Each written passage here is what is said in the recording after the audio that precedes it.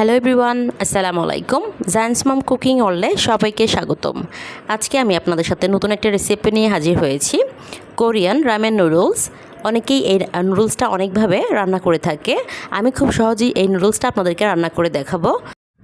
অনেকেই আছেন যারা কোরিয়ান রামেন নুডলসটা রান্না করবেন কিভাবে বুঝতে পারেন না, তাদের জন্যই আজকের এই ভিডিওটা করছি।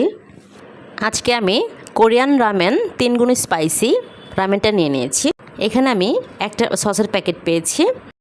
সসটার কালার হবে একদম গাঢ় খয়েরি। এই কোরিয়ান রামেন নুডলসে আমি 2টা প্যাকেট পেয়েছি, একটা সস পেয়েছি আর একটা শুকনো মশলা পেয়েছি। আর কথা না বাড়িয়ে রান্নাটা শুরু করছি। এখন আমি একটি প্যানে কিছুটা পরিমাণ সয়াবিন তেল দিয়ে দিচ্ছি। এখন অ্যাড করছি 2টা পেঁয়াজ কুচি। আমি মিডিয়াম সাইজের 2টা পেঁয়াজ কুচি করে নিয়েছি। একটু নেড়ে দিচ্ছি। পেঁয়াজগুলো আমি হালকা কালার করে ভেজে নিব, খুব বেশি ভাজবো না। এখন আমি এর মধ্যে অ্যাড করছি স্বাদমতো লবণ দিয়ে আমি একটু নেড়ে চেড়ে নিচ্ছি। এখন আমি এখানে পানি অ্যাড করছি। আমি এখানে 2 কাপের মতো পানি অ্যাড করেছি। একটু নেড়ে নিচ্ছি।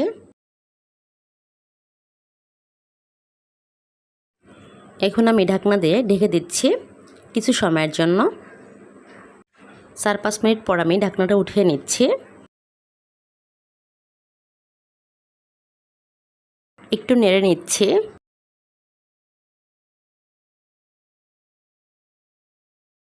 এখন আমি এর মধ্যে দিয়ে দিচ্ছি কোরিয়ান রামেন নুডলস।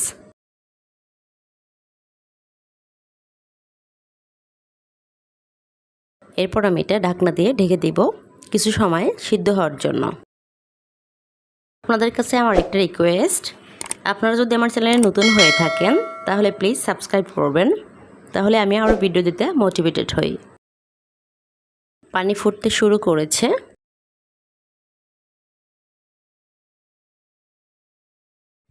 আমি প্রায় 3-4 মিনিট পর ঢাকনাটা উঠিয়ে নিচ্ছি।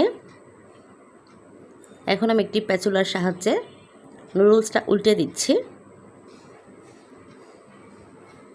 একটু নেড়ে নিচ্ছি।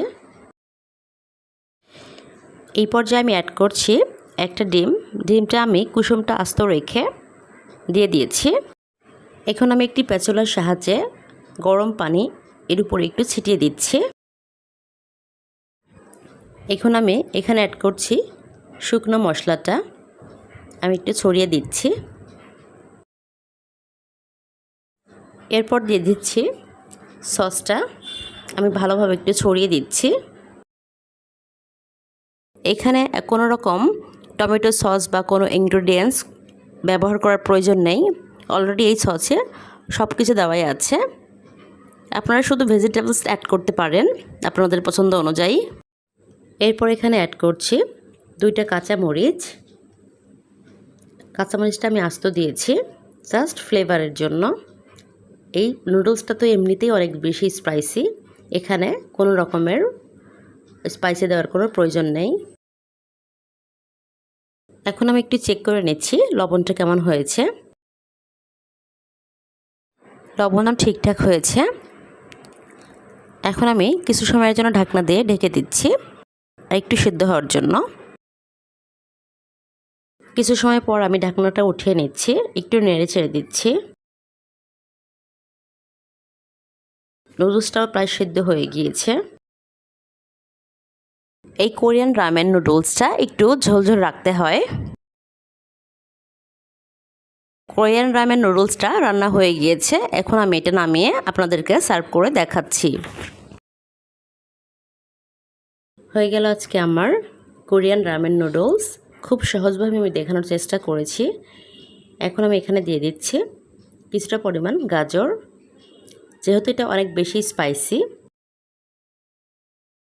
কোরিয়ান রামেন নুডলসটা যখন খাবেন, যখন খুব বেশি স্পাইসি লাগবে, তখন আপনারা এই গাজরটা খেতে পারেন, তাহলে ঝালটা কম লাগবে। আর দেখার সৌন্দর্যের জন্য আমি এটা দিয়ে দিচ্ছি। এখানে আমি 3টা ইনগ্রেডিয়েন্টস দিয়েছি, গাজর, ক্যাপসিকাম আর ডিম দিয়েছি। আপনারা আপনাদের পছন্দ অনুযায়ী টপিং দিয়ে সাজাতে পারেন। আপনারা একবার হলেও এই কোরিয়ান রামেন নুডলসটা অবশ্যই বাসায় ট্রাই করবেন। এত বেশি স্পাইসি ছিল, আমি 3 গুণ স্পাইসি এই নুডলসটা ট্রাই করেছি। আমার ভিডিওটি যদি ভালো লাগে তাহলে please like, comment, share, subscribe করবেন। আর যারা অলরেডি সাবস্ক্রাইব করেছেন তাদেরকে অসংখ্য ধন্যবাদ। সবাই খুব ভালো থাকবেন। আসসালামু আলাইকুম।